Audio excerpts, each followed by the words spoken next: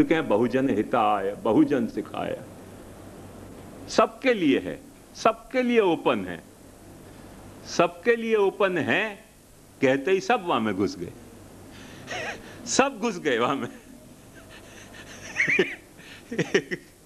बड़ी मजेदार स्टोरी है। बर्टन रसेल को ऐसे भयो कि विज्ञान के जो सिद्धांत पढ़ाए जाए हैं तो बच्चान के कान मरोड़ मरोड़ के रटवा रटवा के पढ़ाए जाए, वासु विज्ञान की स्पिरिट पैदा नहीं हुआ है। सो हर विज्ञान के सिद्धांत लड़े बिना, फटकारे बिना, उपदेश दिए बिना प्रैक्टिकल करा के ही पढ़ाने चाहिए। तो वहां ने घोषणा करी कि हम ऐसा स्कूल खोलेंगे कि जहां में कोई तकलीफ नहीं दी जाए और बच्चन को विज्ञान समझाया जाए। और लंदन के सब बदमाश में बदमाश बच्चे हैं वहां में भर्ती हो गए। हर लोगों ने हल्ला मचायो कि रसेल खुद के बच्चा को तो अपने स्कूल में पढ़ावे नहीं और हमारे बच्चन को कहे।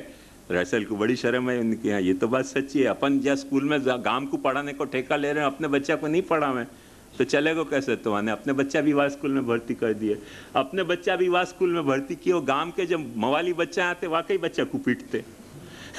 अब वो बच्चा रोज आके रसेल को कह के आज हमारी वाने पिटाई करी, आज वाने पिटाई करी। अब वो दोनों बाजू से फंस गए बहुजन हिताय में। बहुजन हिताय में दोनों बाजू से फंस गया। वो घबरा गया उनकी करना क्या।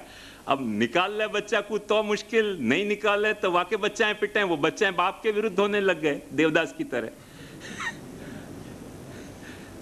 देवदास पता है ना, ये वो शाहरुख वाला नहीं, महात्मा गांधी वाला देवदास। आजकल वो पहले ख्याल में आवे। सबकी मनोवृत्ति ऐसी हो गई, लटक पुष्ट अनुष्टक टकता घटाटोप टंका कोकिला अनंतपुरी महाराज में महाराज ख्याल आ जाए, बाकी सब भूला जाए क्या बोले। देवदास कहते ही शाहरुख याद आ जाए। वो मैं देवदास नहीं, देवदास गांधी की बात कर रहे हो। तो रसेल बेचारो घबरा गयो। अब वो परेशान है तो एक दिन क्या किया, वो सब गांव के जो गिलिंडर बच्चे आते उनने स्कूल ही जला दी। और रसेल ने कही कि अब कभी स्कूल नहीं चलाऊंगा, पुस्तक लिखूंगा, स्कूल नहीं चलाऊंगा। क्योंकि स्कूल चलावे तो मर्यादा और अंगीकृति को इतना बड़ा झगड़ा है कि मर्यादा प्रकट करो तो अंगीकृति नहीं हो सके, और अंगीकृति प्रकट करो तो मर्यादा नहीं हो सके। कहीं न कहीं महाप्रभु जी भी जब यदा बहिर्मुखा एवं भविष्य कथंचन कह रहे हैं, तदा काल प्रवाहस्ता देह चित्ता देह पुत्र, और रसेलियन उनको डायलेमा ही सामने आ रहे हैं कि ये स्कूल चला दी मगर ये सब गिलिंडर यहाँ में मेरे ही यहाँ में डूबे वंश कबीर का की उपजे पूत कमाल, वल्लभ कुल दीपक जो है इस घर को आग लग गई, घर के चिराग से होएगो। तो ये एक लाचारी है, या कोई अपने पास उपाय नहीं है। वो मनुष्य की सब कथा है ना, मनुष्यायण है, ये रामायण नहीं है। सो बहुजन हिताय जब उनने कियो तब क्या क्या उधम भय कि लोगन ने कही कि भाई आत्मा तो है नहीं। अब जब आत्मा ही नहीं है तो काय को हम झूठ नहीं बोले। बुद्ध ने ये कही थी कि न तो आत्मा है न परमात्मा है, तुमको खुद तुम्हारा उद्धार करना है। तो उनकी समझ गए ना, परमात्मा कोई है नहीं, दंड देने वाला तो कोई है नहीं, फिर घबराने की बात क्या है, फावे तेम करो। बुद्ध के मर्यादा में सु, बुद्ध की अंगीकृति में सु ये उनने निकालियो।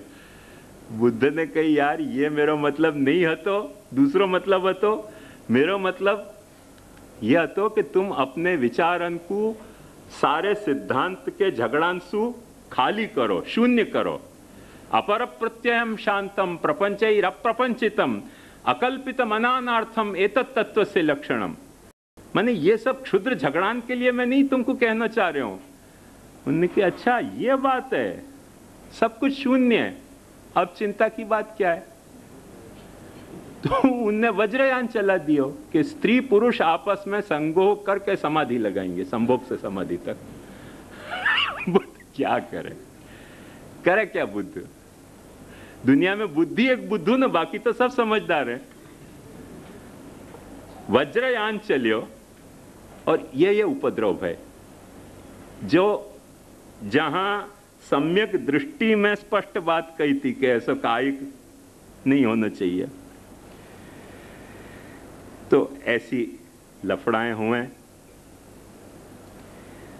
यहां तक तो कोई चिंता की बात नहीं थी। फिर पाछे बुद्ध धर्म में ऐसे लोग आए, उन्होंने कि भाई संभालो या प्रक्रिया को कथनचित, और उनने शून्यवाद के आधार पर सारी व्यवस्था फिर से संभालने की कोशिश करी। पर पाछो ओपिनियन वही है, तो बहुजन हिताय बहुजन सुखाय, सो कोई रिस्ट्रिक्शन नहीं, जाकू आनो है सो आओ। ये जो मैदान में 56 भोग में हुए, तो जाकू आनो है सो आओ, तो सब आए। सब आए तो उनने क्या कही कि तो कौन ने कही कि बुद्ध एक है, बुद्ध 3 है। उनके 3 बुद्ध कैसे हो गए? बुद्ध तो कहते थे कि मैं भी नहीं हूं। बुद्ध ये कहते थे कि मैं हूं ही नहीं, मैं हूं सोचना सबसे बड़ो मोह है, आत्मग्रहो महामोह, मम किम नाहमेवेति निरस्यति महत्तम। मैं हूं ये सोचना सबसे बड़ो मोह है। उनने की नहीं नहीं नहीं, कितनी बड़ी बात बुद्ध ने कही। भगवान बुद्ध के 3 स्वरूप हैं। एक जो है वो निरंतर अवतार लेने वाला स्वरूप है, एक ऊपर जो है वो विराजो भय स्वरूप है, और एक जो है वो चारों दुनिया में व्याप्त बुद्ध का स्वरूप है। ऐसे बुद्ध की 3 काय बता दी।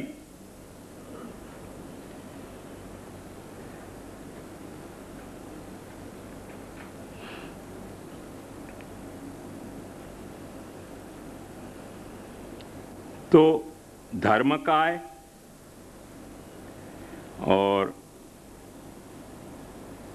संभोग काय और निर्माण काय, ऐसे 3 काया बुद्ध की हैं। अब क्योंकि वो आत्मा तो है ऐसे कह नहीं सकते थे, तो 3 काया बुद्ध की हैं।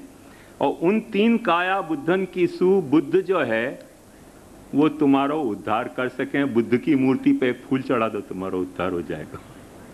क्योंकि धर्म काय बुद्ध वहां मौजूद है। जैसे अपनो परमात्मा सब जगह मौजूद है ना, ऐसे धर्म काय बुद्ध वहां मौजूद है। निर्माण काय बुद्ध जो है वो निरंतर बुद्ध जो है वो अवतार लेगो। और जब तक ऐसे ऐसे स्तोत्र गढ़े बुद्ध के नाम पे कि बुद्ध भगवान यूं कह रहे हैं कि यदा मम परेशांच भयं दुखंच न प्रियम तदात्मनः को विशेषो यत् स्वं रक्षसि नेतरम मुच्यमानेषु सर्वेषु प्रामोद्य सत्वेषु प्रामोद्य सागरा तेनैव ननु पर्याप्तम मोक्षेना रसिकेन किम। बुद्ध भगवान ये कह रहे हैं, पहले असल में बुद्ध भगवान ने ये उपदेश दिया तो कि मेरे अष्टांग मार्ग को तुम फॉलो करो और तुम खुद अनुचरण करो तो तुम्हारी मुक्ति हो सके, मैं कुछ भी नहीं कर सकूं तुम्हारा। अब बुद्ध भगवान ऐसे कह रहे हैं, जब ये वज्रयान और महायान सब आ गए, कि मेरे को तो मुक्त होना ही नहीं है, मैं तो अपनी मुक्ति को सस्पेंड करके बैठे हूं। जब तक हर आदमी दुनिया को मुक्त नहीं हो जाए तब तक मैं मुक्त नहीं होऊंगा। क्योंकि हर आदमी को मुक्त करने में जो मजा आवे है वो मुक्त होने में मजा नहीं आवे। ये बुद्ध के मुंह में डायलॉग रख दिया, जैसे अपने महाप्रभु जी के मुंह में डायलॉग रखे जा रहे हैं।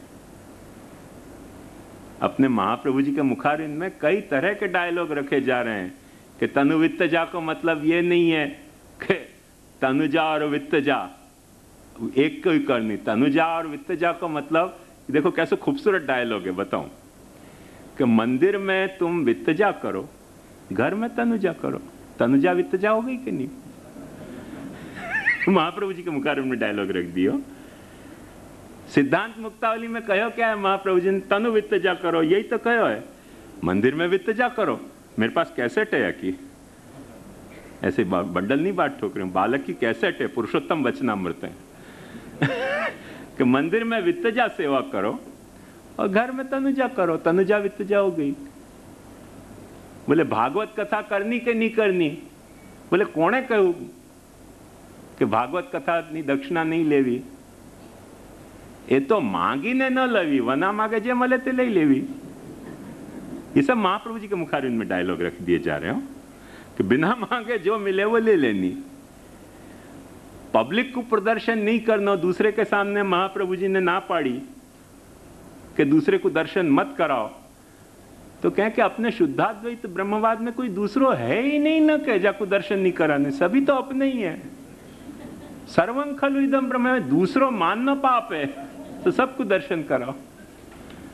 इतना यदि ब्रह्मवाद प्रकट हो गया तो यार किरीट भाई को क्यों दूसरों मान रहे हो? मुझको ये समझ नहीं आ रहा है।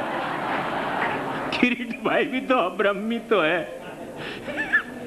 इतना यदि ब्रह्मवाद है तो किरीट भाई को पर क्यों मान रहे हो? किरीट भाई को अपना मानो। और किरीट भाई ने तो सबसे पहले जब यहाँ भागवत कथा भई थी वहां में वल्लभ कुल नंदन लिखे तो खुद को, तो बेचारा वल्लभ कुल नंदन होएगा, अपने क्या आपत्ति है? वहां में पुरुषोत्तम लीला है ऐसी ऐसी, क्या मैं वो वल्लभ कुल नंदन भी हो सके? तो काय को पराया मानना, वो अपनो है। तू तो मेरो ही है, यो कह के वकु स्वीकार लो। व्यर्थ में झगड़ा करनो, व्यर्थ में झगड़ा करनो किरीट भाई सु, क्योंकि अपनी मम्मम को यहाँ लफड़ा हो रहे हो। तो वो सारे डायलॉग महाप्रभु जी के मुखारविंद में रखे जा रहे हैं कि गुरु के बिना ब्रह्म संबंध नहीं दियो जा सके, किरीट भाई गुरु नहीं हो सके। तो यार कृष्ण सेवा परम वीक्ष दम्बाति रहितम नरम श्री भागवत तत्वज्ञम भजे जिज्ञासरात बोले हम गुरु नहीं है, महाप्रभु जी गुरु हैं। बड़ी सच्ची बात है, महाप्रभु जी गुरु हैं, तो फिर किरीट भाई भी तुम गुरु नहीं है, वो भी महाप्रभु जी गुरु है। मूर्ख है किरीट भाई, वो भी कह दे कि मैं कहां गुरु हूं, गुरु तो महाप्रभु जी हैं। फिर क्या करोगे? ये सारे डायलॉग याद तरह से महाप्रभु जी के मुखारविंद में रखने, वही बेचारे बुद्ध की गति, भाई बुद्धू को बुद्धू बनाया गया। और या तरीके को उपद्रव भयो, अंत में बुद्ध धर्म की मर्यादा और बुद्ध धर्म की अंगीकृति दोनों सबोटेज हो गई। जैन धर्म ने यही लिए, शुरुआत में जैन धर्म केवल साधुन को ही धर्म तो हिस्टोरिकली जैन में गृहस्थ अलाउड नहीं होते। शुरुआत में कुछ एको आर्य तो थोड़ा कुछ एको आर्य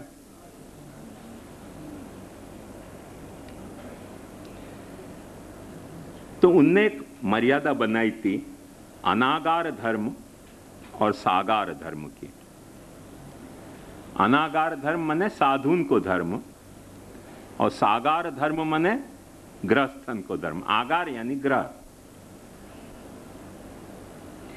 वो अनागार धर्म की मर्यादा में स्पष्ट ऐसे कहो गयो, तो देखो समझने लायक बात है कैसे मर्यादा और कैसी अंगीकृति, और कितनी खूबसूरत मर्यादाएं बताई हैं महावीर ने।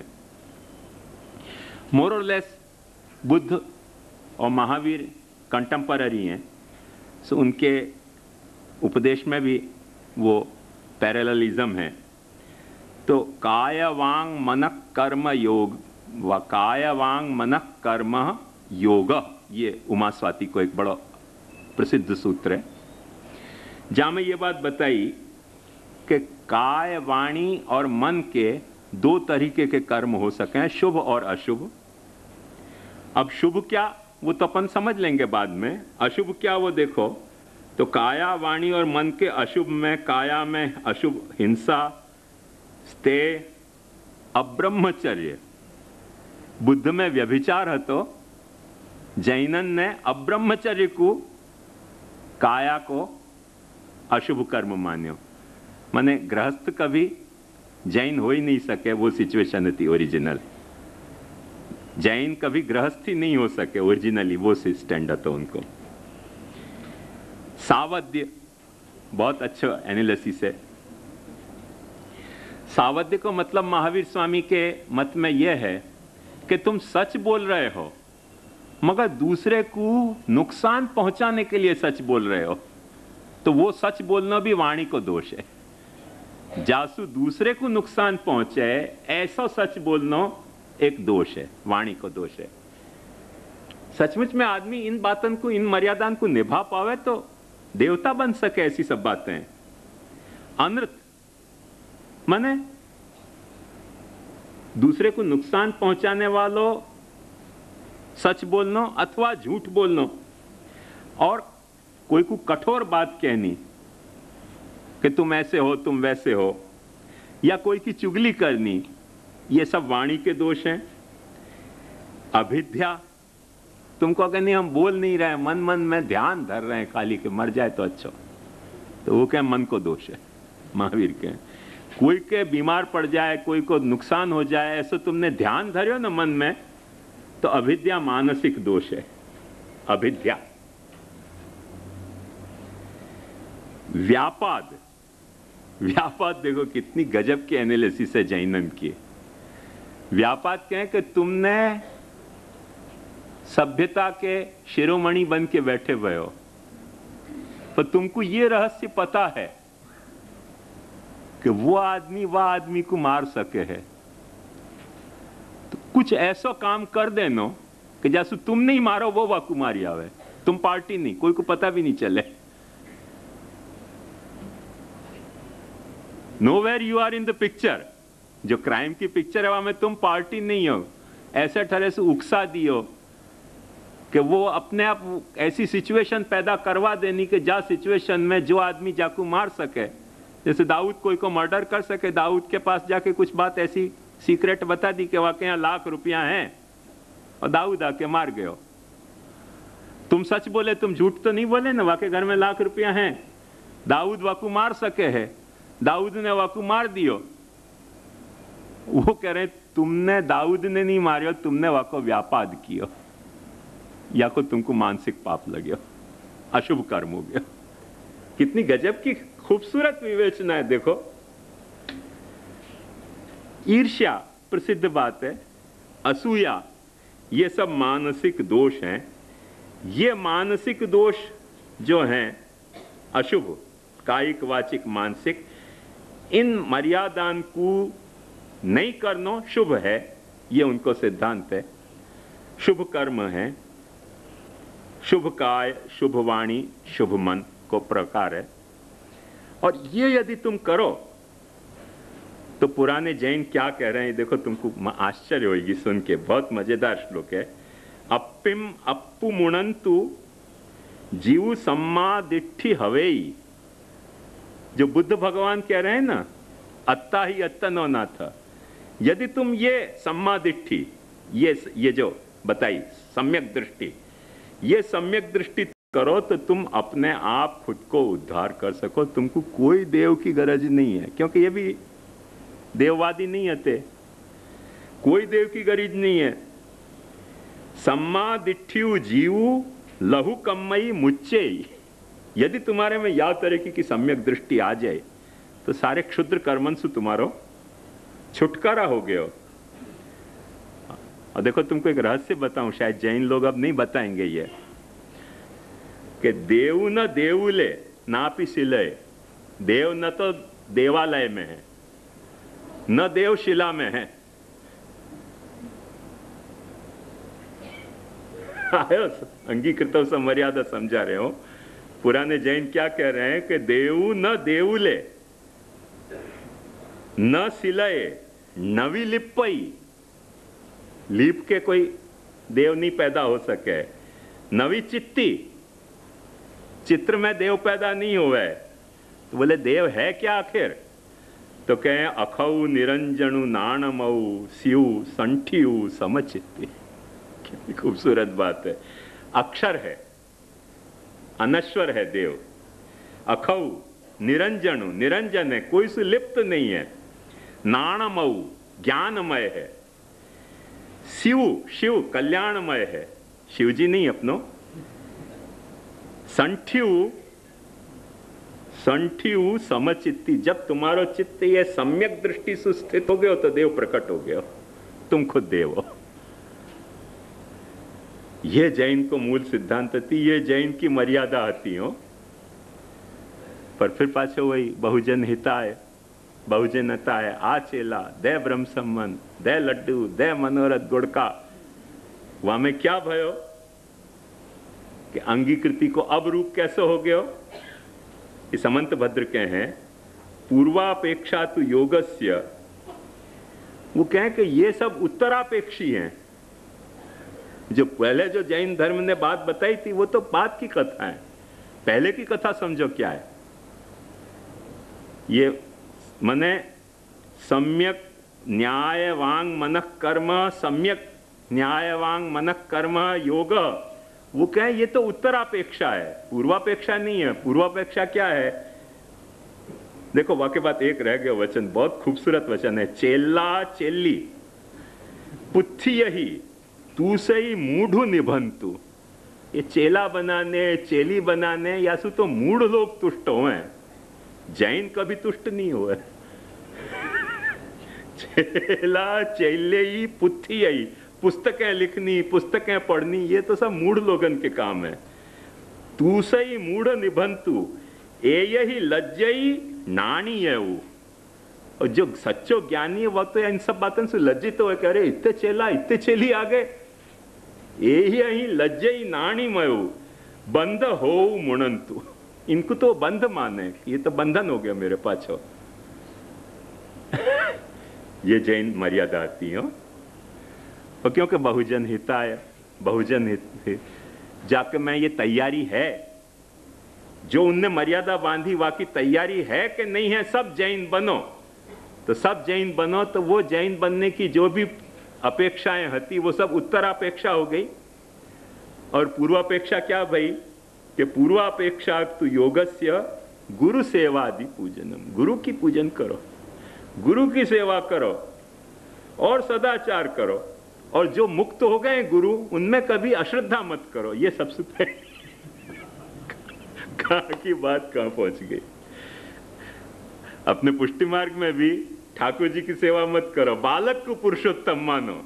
देखो मनुष्य हर जगह एक जैसे, अपन समझें कि वो जैनन की कथा है, जैन की कथा नहीं है, पुष्टि मार्ग की ये कथा है कि बालक को पुरुषोत्तम मानो। ठाकुर जी तो तुम्हारे पुरुषोत्तम नहीं है, गुरु भाव से पूजित है। अच्छा तो फिर गुरु को पुरुषोत्तम क्यों मानना, गुरु को क्या मानना? या तरीके के सब सिद्धांत मुंह में भर भर के महाप्रभु जी के कैसे मर्यादा तोड़नी, वो ही एक आखो उपाय है। वाह तरह से टूटे, जैन मर्यादा भी टूटे, अपनी मर्यादा भी टूटे। मैं समझूं कि यहूदी और ईसाई और मुसलमानों की भी मर्यादा को मैं आपको बताऊं कि उनने क्या मर्यादा बताई, उनकी अंगीकृति के क्या पैटर्न होते। पर आज समय नहीं है, आपको कुछ सवाल करने हो तो आप जरूर करिए।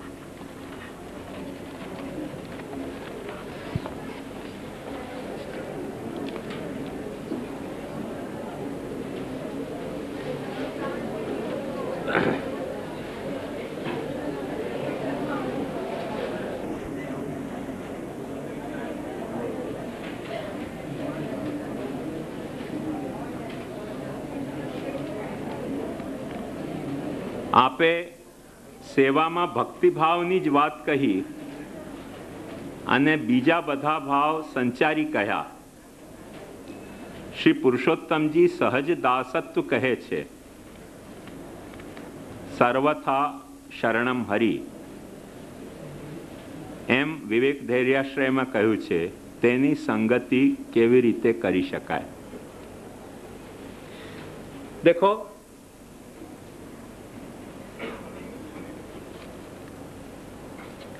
सहज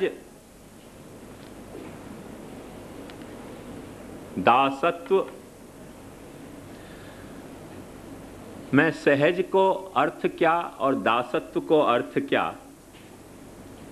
वो अपने को क्लियर कट समझना चाहिए सबसे पहले।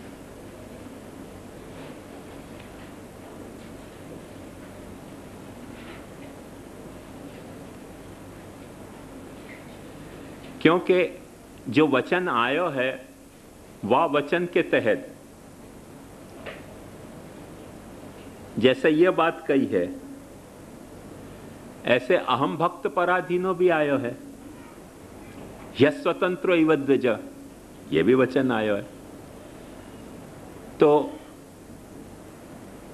जीव भगवान को सहज दास है और भगवान जीव के सहज दास हो गए। अहम भक्त पराधीन के अर्थ में स्पष्ट प्रभु एक्सेप्ट कर रहे हैं, अस्वतंत्र, मैं स्वतंत्र नहीं हूं, भक्त के अधीन हूं, अस्वतंत्र इव द्विज। तो ये दासत्व कौन से कैरेक्टर को दासत्व है और वह को सहजत्व कौन से कैरेक्टर को है, ये दो बात पे ध्यान धरोगे तो बात साफ हो जाएगी कि जीव को ब्रह्म के सच्चिदानंद के चिदंश के रूप में यदि देखो तो वो चिदंश होने के कारण ब्रह्म के आनंदांश के अधीन हुए है। यदि आनंदांश के रूप में देखो, क्योंकि आनंदांश भी तो वहां में है, तिरोहित है, नहीं है ऐसी तो बात नहीं है। तो जीव को एक फेज ऐसा भी है कि जा फेज में जीव में आनंद अतिरोहित है। व्युच्चरण के वक्त, व्युच्चरण होने के बाद पहले आनंदांश तिरोहित हुए है और वो आनंदांश के तिरोहित होने के कारण वहां में चिदंशत्व आवे है। तो आनंदांश के तिरोधान के कारण जब वहां में चिदंशपनो आ रहे है तब सु वो आनंद के अधीन हो जाए है। वाक्य पहले तो वो आनंद है तो ब्रह्म रूपी है अंशतया। तो यही लिए प्रतीयरन परिच्छेदो व्यापकत्वंच तस्य तत्, वहां में विरुद्ध धर्माश्रयता आनंदांश प्रकट हो तो प्रकट हो जाए। तो सहजता अपन कहां से ले रहे हैं? जब व्युच्चरित भयो वहां सहजता, वो दासत्व नहीं है, सहज दासत्व वहां में नहीं है, क्योंकि तब तो वो सहज खुद ही है। अपनी पूर्ण सहजता में तो जीव खुद परब्रह्म ही है, और परवर्ती जो अपनी सहजता है जहां सु आनंदांश को तिरोधान भयो, वहां सु वहां में जो दासत्व आयो है तो वो सहज दासत्व नहीं आयो, असहज दासत्व आयो है। तो फिर सहज क्यों कहो? तो जहां सु वहां में जीवत्व आयो है वहां सु वहां में सहजत्व दासत्व सहज भयो है। वाके पहले वाकी अपनी सहजता में वो दास नहीं है, जीव होने की अवस्था में वो दास है। और ये दासत्व भक्ति के अर्थ में कहो गयो दासत्व नहीं है। वंस अगेन यह बात को समझो, क्योंकि जीव यदि भक्त है तो भी दास है, और जीव भक्त नहीं है भगवत द्वेषी है तो भी दास है। जीवानाम अशेषाणाम वहां कहो है। तो वहां जो दासत्व कहो है वो दास्य भक्ति के रेफरेंस में नहीं कहो गयो है, कौन कौन के कंट्रोल में है और कौन कौन से कंट्रोल हो रहे है। सो सभी जीव जो हैं बेसिकली चिदंश के स्टेज पे भगवान के द्वारा कंट्रोल्ड हैं, या अर्थ में दास हैं, या अर्थ में नहीं कि उनमें दास्य भाव सहज है। उनमें दास्य भाव सहज नहीं है।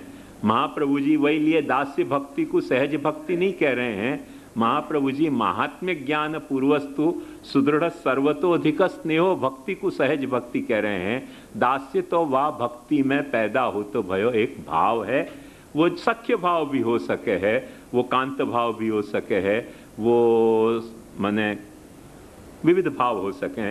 भावन को कोई वहां में ईयता अपन नहीं करना चाहेंगे। रही बात सर्वथा शरणम हरि, तो सर्वथा शरणम हरि में शरण के भी पाछे 5 अर्थ महाप्रभु जी बतावे हैं। जिन 5 अर्थन में से कौन सा अर्थ लें तब अपन सर्वथा शरणम हरि कह रहे हैं, तो वाकी मीमांसा अभी मैं यहां करने को अपने पास समय नहीं है।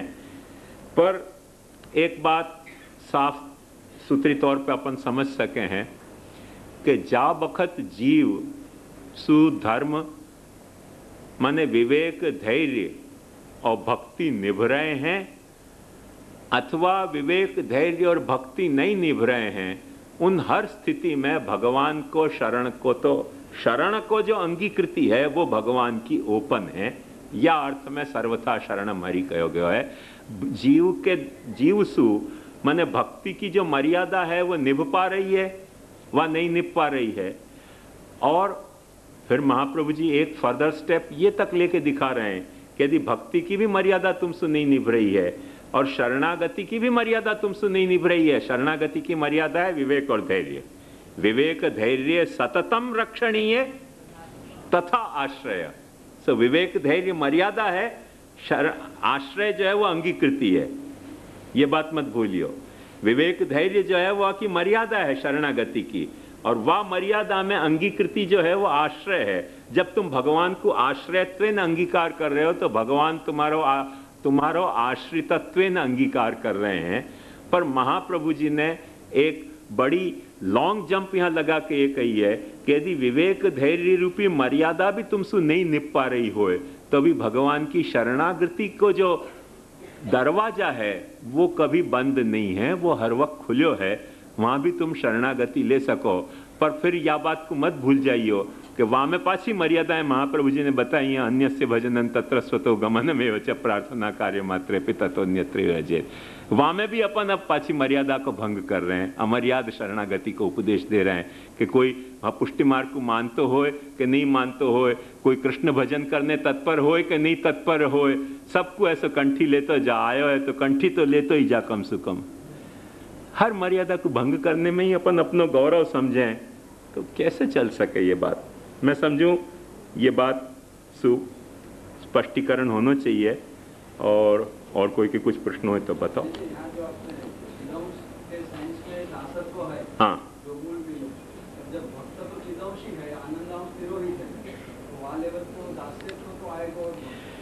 तूने बहुत अच्छा सवाल किया भाई, धन्यवाद तुकू। पर एक बात समझ के भक्त अपनी भक्ति की शुरुआत चिदंश सु करे है और भक्ति के कारण आनंदांश प्रकट होवे है, ये महाप्रभु जी को सिद्धांत है। और भक्ति को ये महात्म्य है कि यदि तुमने भक्ति के द्वारा आनंदांश प्रकट कियो तो आनंदांश प्रकट होने के बाद भी तुम्हारा भक्ति को विलोपन नहीं होएगा, भक्ति निभ पाएगी। आखिर या के लिए महाप्रभु जी ने आश्रय भावापत्ति की प्रक्रिया समझाई है। और मैंने अपने सर्वोत्तम स्तोत्र के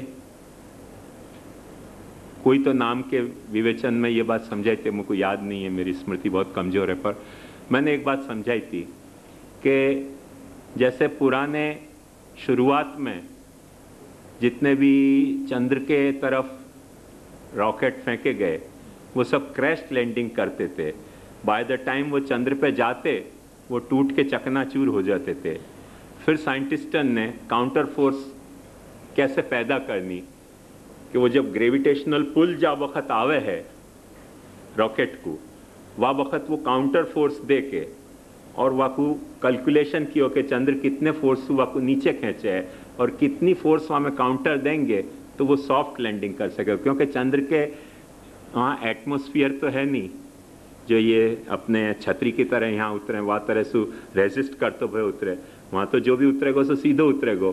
तो अपोजिट वहाँ में फोर्स दे के यान में और फिर वहाँ की कैलकुलेशन करके एग्जैक्ट ऐसी करी कि वो यान अब जितने भी चंद्र पे जावे हैं वो सॉफ्ट लैंडिंग करे हैं। सो भक्ति जो है अपनी परमात्मा में सॉफ्ट लैंडिंग है और ज्ञान अपनी जो है वो क्रैश लैंडिंग है कि जब तुम ज्ञान के द्वारा परमात्मा में जा रहे हो तो तुम अपना अस्तित्व खो रहे हो। पर महाप्रभु जी ने ये सिद्धांत समझाया कि भक्ति के द्वारा तुम परमात्मा में सायुज्य भी पा रहे हो तो तुम्हारी सॉफ्ट लैंडिंग है। और यदि वहाँ को कोई एक और दूसरा मॉडल समझना हो तो मैं यूँ भी समझा सकूं कि नदी जा वक्त जो है वो समुद्र में मिले है तो मोर और लेस क्रैश लैंडिंग की तरह मिले है। पर समुद्र में मिलने वाली नदी में मिली भाई मछली जा वक्त समुद्र में पहुंच जाए तो बाकी क्रैश लैंडिंग नहीं होवे, बाकी सॉफ्ट लैंडिंग होवे समुद्र में। बात समझ में आई ना? नदी अपना समुद्र रूप खो देगी समुद्र में मिलने के बाद, पर समुद्र में नदी में तैरती भाई मछली कोई समुद्र में पहुंच गई तो वो अपना रूप नहीं खो देगी, वो समुद्र में तैरने लग जाएगी।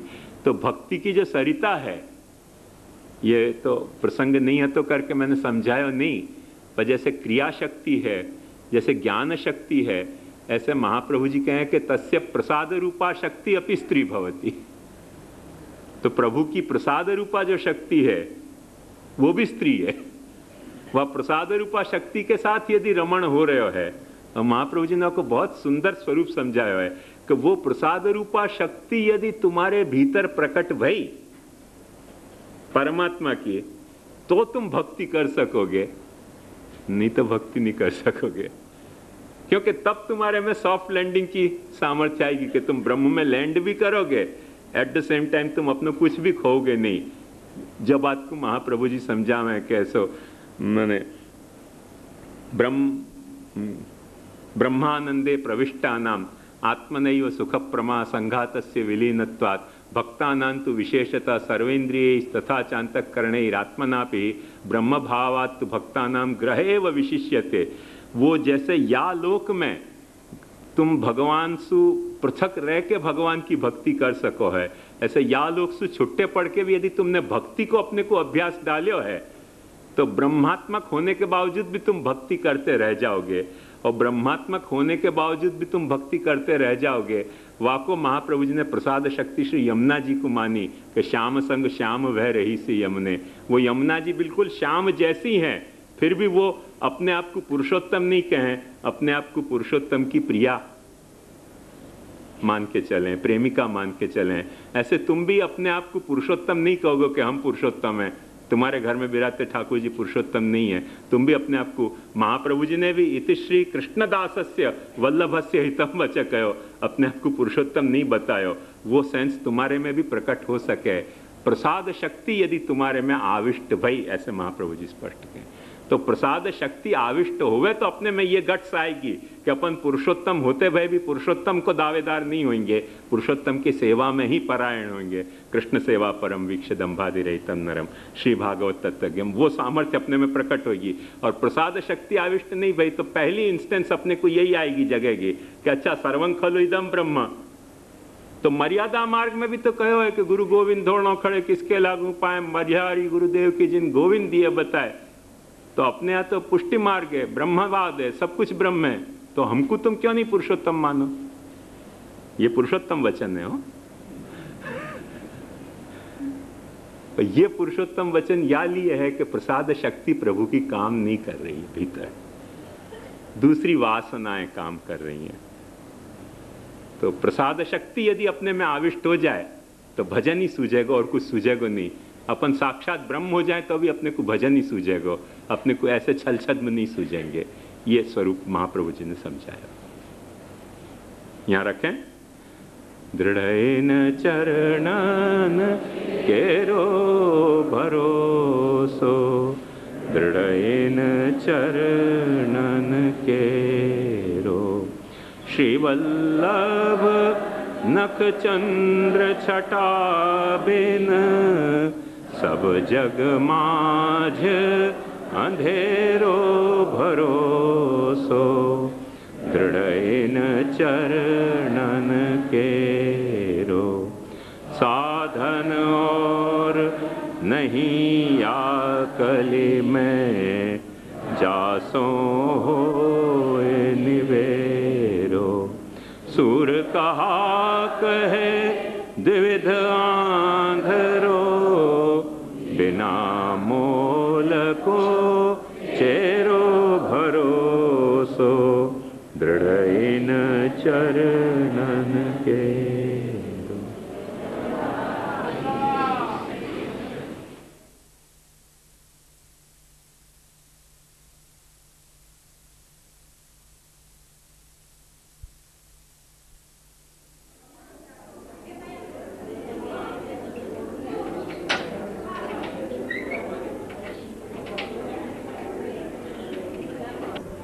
यत्पादाम्बुजरेण वः प्रियाणां तन्निजाचार्यान्, प्रणमामि मुहुर्मुहुः। यदनुग्रहतो जन्तु सर्वदुःखादिगो भवेत्, तमहं सर्वदा वन्दे श्रीमद्वल्लभनन्दनम्। अज्ञानतिमिरान्धस्य ज्ञानाञ्जनशलाकया, चक्षुरुन्मीलितं येन तस्मै श्रीगुरवे नमः। नमामि हृदये शेषे लीलाक्षीराब्धिशायिनं, लक्ष्मीसहस्रलीलाभिः सेव्यमानं कलानिधिं। चतुर्भिश्च चतुर्भिश्च चतुर्भिश्च स्त्रिभिस्तथा, षड्भिर्विराजते योऽसौ पञ्चधा हृदये मम।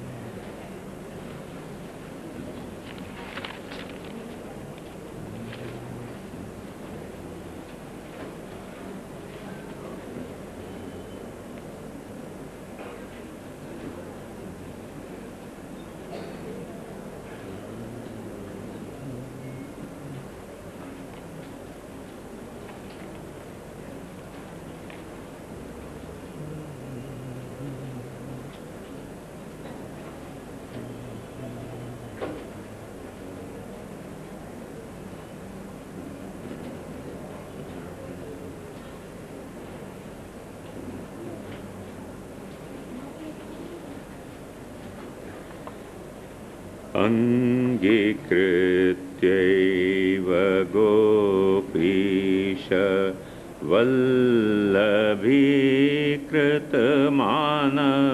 वल्लभीकृतमानवनाम्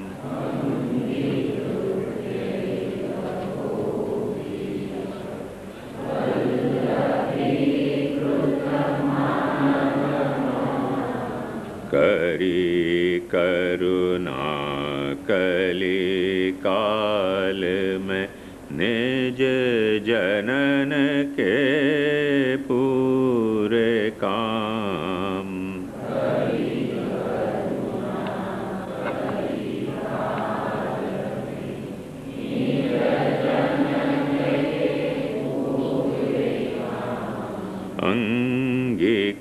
अंगीकृत्यैव गोपीश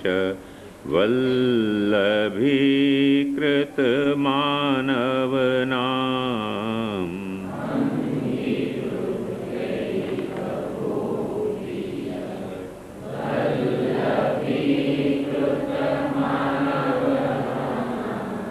अवनीतल में आनंद भयो घर घर आठों जाम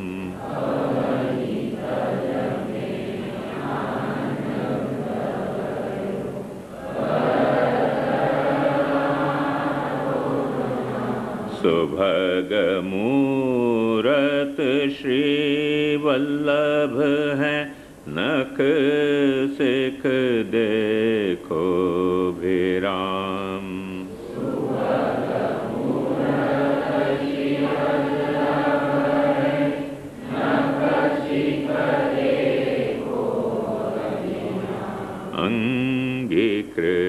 अंगीकृत्यैव गोपीश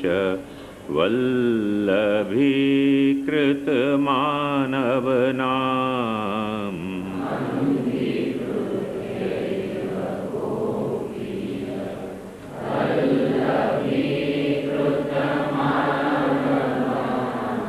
चिंता अब सब मिट गई प्रकट भयो सुख को धाम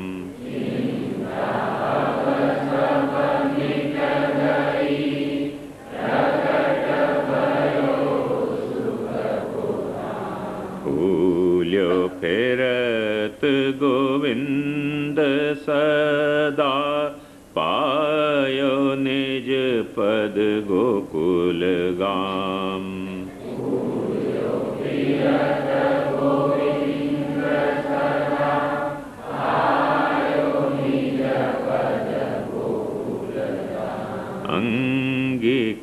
अंगीकृत्यैव गोपीश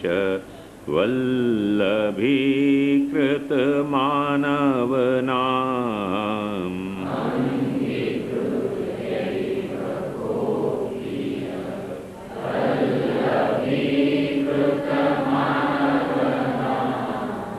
अंगीकृतौ समर्यादो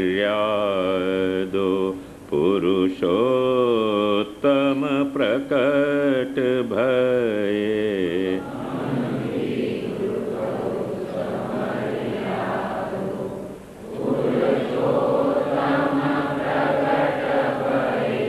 श्रवण सुनत निज जन मन उपजो आनंद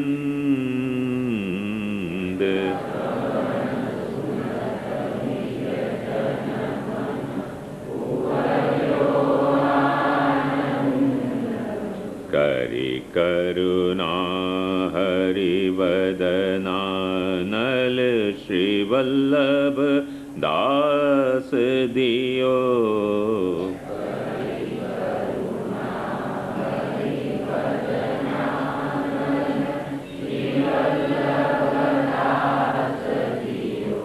बिछुर्यो मन वच क्रम करी प्रकट श्री गोकुल चंद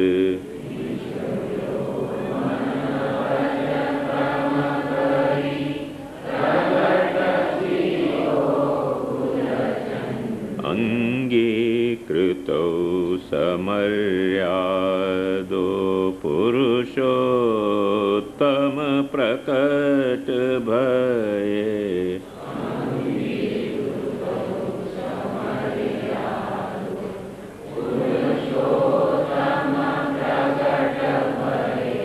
नख सिक सब अति अनुपम प्रकट भये धर्मयूप।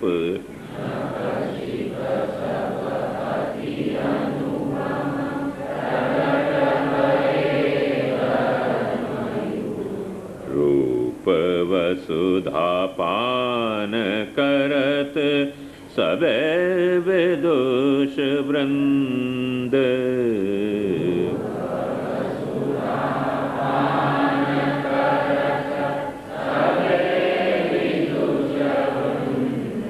सुर नर मुनि करि समाधि एक चित व ध्यान धरत।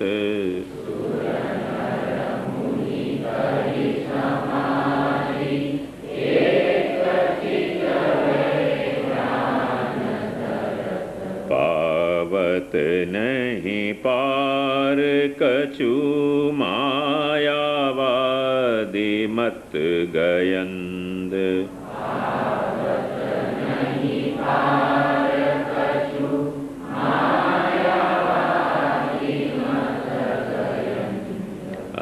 अंगीकृतो समर्यादो पुरुषोत्तम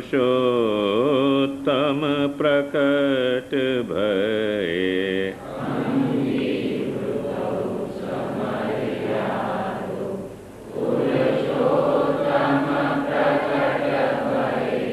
देखियत प्राकृत रूप निश्चय हैं अप्राकृत।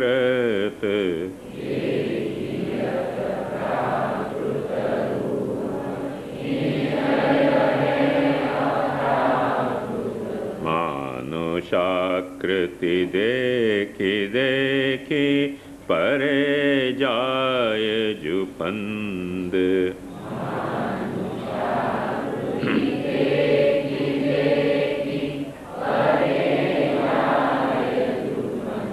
पुष्टि सृष्टि उद्धरण को द्विजवर अवतार धर्यो।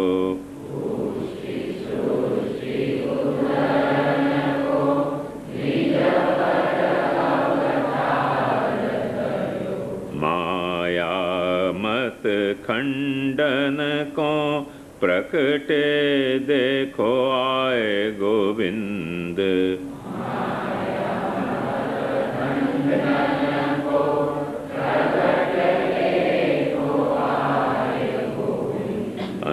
अंगीकृतो समर्यादो पुरुषोत्तम प्रकट भये।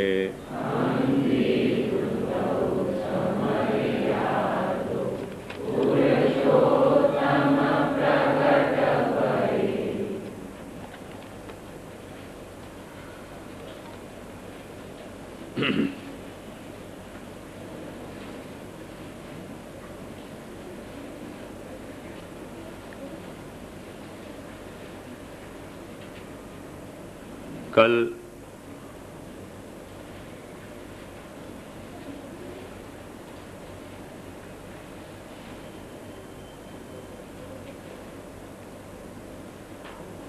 समर्याद अंगीकृति के संदर्भ में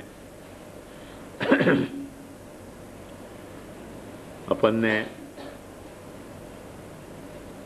वेद, गीता, बौद्ध और जैन इनके मर्यादा को स्वरूप क्या है और अंगीकृति को स्वरूप क्या, या बारे को विचार कियो।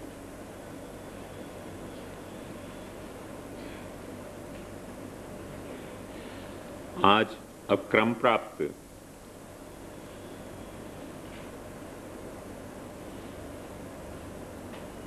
वैसे यही पीरियड से थोड़े पहले को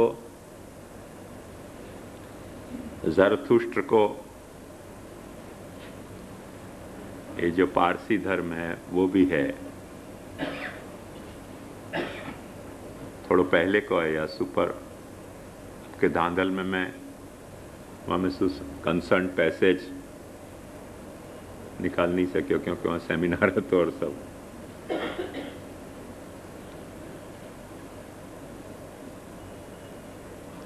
पर यहूदी को अपन देखेंगे।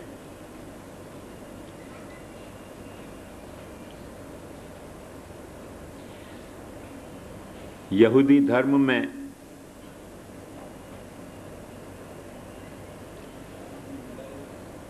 सबसे पहली मर्यादा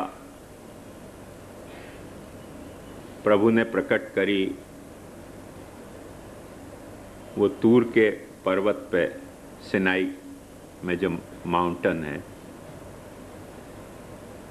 वहाँ जब मोसेस को प्रॉमिस करी कि तुम यहूदी जाति को इजिप्ट के फ़ारो से स्वतंत्र करो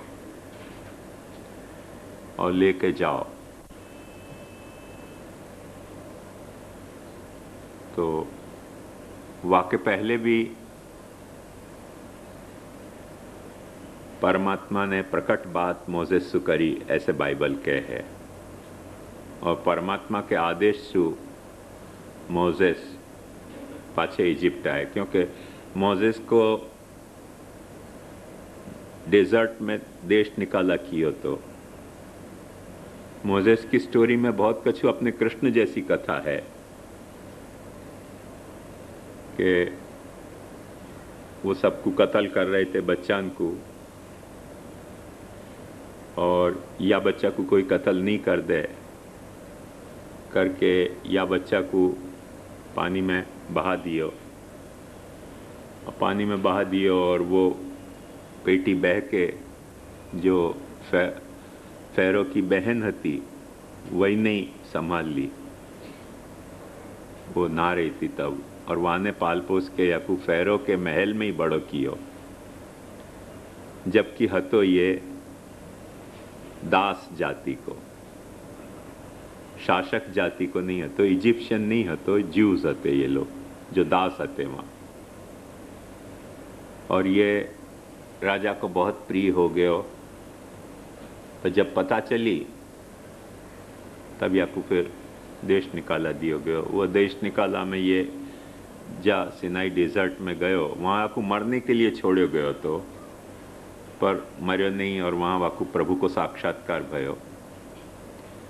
वह साक्षात्कार में प्रभु ने आपको कही कि तुम अपनी सारी जाति को स्वतंत्र करो, और उनकी मेरी शक्ति नहीं है, तो उनकी शक्ति की चिंता तुम मत करो, शक्ति मैं सब प्रदान करूँगा, पर तुम स्वतंत्र करो। और वो छोड़ा के पाछो लायो। जब छोड़ा के पाछो लायो तब कौन से मर्यादा सु या सारी यहूदी जाति की बांधनो, कौन सी मर्यादा इनको समझानी, क्योंकि ये तब तक तो फ़ारो के शासन में थे, फ़ारो की मर्यादा में जीते थे, और अचानक अब कोई मर्यादा रही नहीं, क्योंकि वहाँ वाके पास सुमर्यादा से छूट के आ गए और यहाँ कोई मर्यादा हती नहीं, तो इनको क्या नियम में बांधनो ये समस्या आती। तब पाछो वो वहाँ पर्वत पे जावे जहाँ वाकू परमात्मा को साक्षात्कार भयो, और वहाँ वाकू ये 10 कमांडमेंट्स प्रकट भई। और वो सबसे पहली इनकी मर्यादा और अंगीकृति को, वैसे टेक्निकली वासु पहले भी परमात्मा के साथ वाके डायलॉग हैं स्वतंत्र कराने के, पर जो यहूदी धर्म की मर्यादा है वो सबसे पहले, जैसे अपने पुष्टि मार्ग की मर्यादा सबसे पहले प्रभु ने महाप्रभु जी को प्रकट होके और श्रावण श्यामले पक्षे में उपदेश करी, वह ढंग से सबसु इदम प्रथम तया वो मर्यादा वह वक़्त प्रकट भई 10 कमांडमेंट्स के साथ। वो बात 10 कमांडमेंट्स तक सिर्फ सीमित नहीं है, बहुत ज़्यादा वहाँ में आगे भी बात है। पर उन 10 आज्ञान को इनके धर्म को मूल मान्यो गयो। और वाके बाद फिर उन 10 आज्ञान के विस्तार में वो जैसे सूत्र और भाष्य होवे या श्रुति और स्मृति होवे है, वा ढंग से वा को सारो विस्तार भयो है।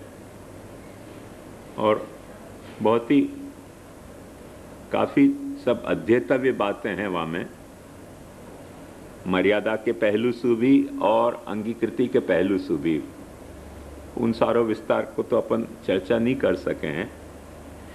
फिर भी संक्षेप में जो मॉडल है अंगीकृति और मर्यादा को, वो समझने के लिए, और खास करके वह मॉडल को अपने जो मर्यादा और अंगीकृति को मॉडल है वासु तो पलड़ा में आमने सामने रख के धर के देखने के लिए कि जैसे अपन अपनी बात को भी समझ सकें और उनकी बात को भी समझ सकें क्या है, या लिए ये थोड़ा सा संक्षेप में अपन ये देखेंगे, सर्वे करेंगे। तो सबसे पहले या में समझने की जो एक बात है,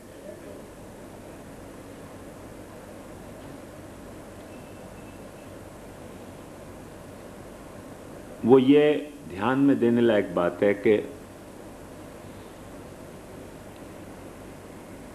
परमात्मा ने, प्रभु ने जब मोसेस को उपदेश दिए, आदेश दिए, कमांडमेंट यानी आदेश, वह वक्त नंबर डाल डाल के नहीं दिए, धड़ाधड़ आते गए और पत्थर पे आए लिखित रूप में। तो उनकी नंबरिंग कैसे करनी उन आदेशन की, वहां में भी इनमें मतभेद है। कोई के हिसाब से कुछ नंबर है, कोई के हिसाब से कुछ नंबर है। फिर पहले नंबर में कितने आदेश हैं, दूसरे नंबर में कितने आदेश हैं, या बात में भी थोड़ा थोड़ा कहीं कहीं विवाद है। वहां में भी कुछ जैसे अपने यहाँ संप्रदाय भेद हो जाए, ऐसे संप्रदाय भेद से अलग अलग फिर सारो विस्तार है। पर वाह ढंग से अपन देखने जाए तो अंत ही नहीं आवे विषय को। मैं इन आदेशन को वाह दृष्टि से नहीं देख रहे हूं, मैं इन आदेशन को अपनी दृष्टि से आपको बता रहे हूं। मैंने जो अपनी भारतीय दृष्टि है, तो भारतीय दृष्टि में